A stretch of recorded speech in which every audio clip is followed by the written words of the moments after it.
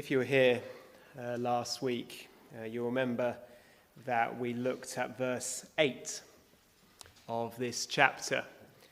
And in verse 8, Paul gives Titus a positive command. He tells him to affirm constantly, to remind his hearers repeatedly that they should be careful to maintain good works.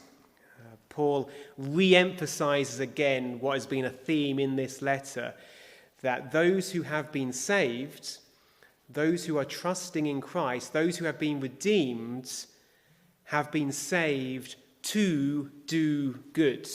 They're not saved because they are good. They're saved in order that they may do good.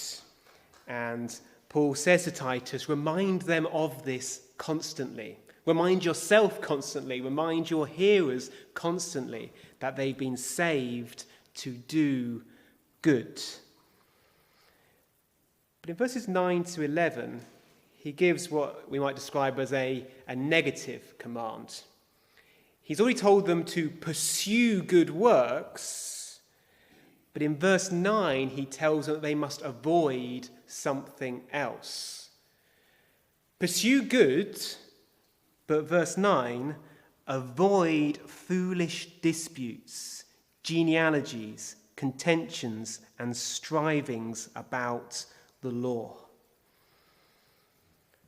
In these few verses, Paul says to Titus, you must avoid foolish disputes.